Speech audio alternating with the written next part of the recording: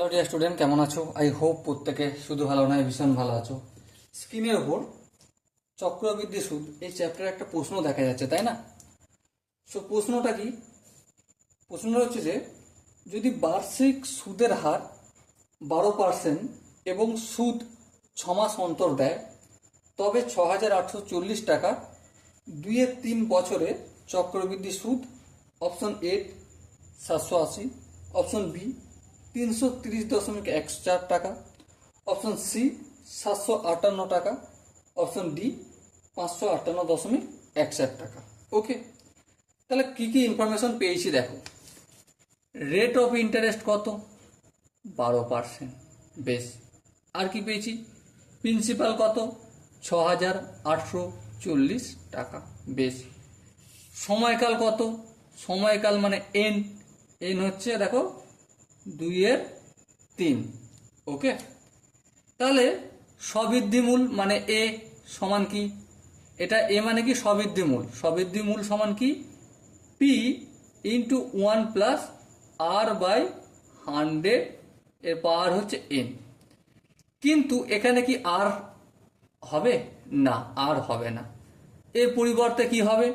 এর পরিবর্তে আমি যেটা লিখে দিচ্ছি এখানে, সেটা যদি ডিটেলসে বুঝতে হয় তাহলে কি করতে হবে? এই চক্রবৃদ্ধি সুদ চ্যাপ্টারের প্লেলিস্টে যাও, গিয়ে ডেফিনেটলি ইন্ট্রোডাকশন ভিডিওটা দেখো। ওকে, সেখানে পুরো ডিটেলসে আলোচনা করা রয়েছে। ওকে, তাহলে চলো। তাহলে বছরে কবার সুদ দিচ্ছে? বছরে সুদ দিচ্ছে দেখো 4 মাস অন্তর, মানে 3 বার সুদ দিচ্ছে। তার মানে r/3 হবে বাই 100। 4 মাস অন্তর সুদ মানে কি? বছরে কবার দিচ্ছে বলো? 3বারই তো দিচ্ছে, তাই না? হ্যাঁ, ঠিক, কোনো অসুবিধা নাই। এই পাওয়ার হটিয়ে দিলাম। এনের জায়গায় কি লিখবো? 2/3। কিন্তু এখানে কি লিখতে হবে? এনের আগে 3n। কেন লিখতে হবে সেটা ইন্ট্রোডাকশন ভিডিওতে ভালো করে ডিটেলসে ডিসকাস করা রয়েছে। ওকে, তাহলে চলো এবারে পি এর জায়গায় পি এর ভ্যালু বসাবো 6,840। বেশ। ইন্টু 1+ আর আর এর ভ্যালু কত? 12। তাহলে 12/3 বাই 100। এখানে 3 ইন্টু এন এর মান কত দেখো? 2/3 বছর। এই 2/3, এই 3/3 কাটলো। হ্যাঁ, 3×1=3, 3×4=12, 4×1=4, 4×25=100। আই হোপ এখানে ক্যালকুলেশনটা বুঝতে পেরেছ। 1+1=25, পাওয়ার হচ্ছে 2। ওকে, তাহলে 6,840 ইন্টু 1-এর সঙ্গে 1/25 যদি যোগ করি কি হবে? 26/25 হবে। আই হোপ প্রত্যেকে ভগ্নাংশের যোগটা জানো। ইন্টু স্কোয়ার রয়েছে, মানে স্কোয়ার না করে আমি 26/25 দেখো দুবার লিখে দিয়েছি, মিটে গেল। সো এবারে দেখো লবগুলো গুণ করি। 6,840কে 26, তারপর ফের 26 দিয়ে যদি গুণ করি কত হবে? হবে আপনার 4, 6, 2, 3, 46,73,000 23,000 কত?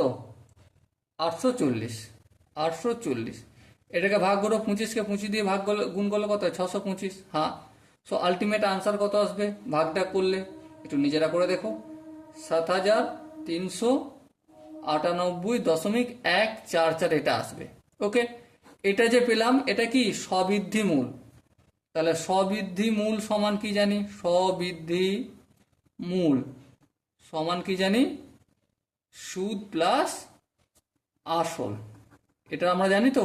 হ্যাঁ, সবৃদ্ধি মূল কত? এটা লিখবো 7,398.144। এবার এই আসলটার ডান দিকে কি আছে? প্লাস। অপোজিট দিকে আলে কি? মাইনাস। আসলের পরিমাণ কত দেখো? 6,840। 6,840 ইকুয়াল টু সুদ। সো এই দুটোকে বিয়োগ করলে কি পাবো? এই দুটোকে আমরা বিয়োগ করলে পাবো 588.144। এটাই হলো আমাদের সুদ।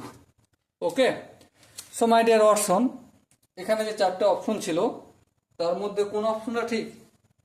Option D is the right option. Okay, I hope প্রত্যেকের প্রতিটা স্টেপ বোঝা গেছে। যদি কোনো স্টেপ বুঝতে অসুবিধা থাকে বা ডাউট থাকে বা কনফিউশন থাকে তাহলে কি করতে হবে? কমেন্টে জানাতে হবে। ওকে, সো দেখা করছি পরবর্তী সেশনে, ততক্ষণ পর্যন্ত ভালো থেকো, সুস্থ থেকো এবং জয় হিন্দ।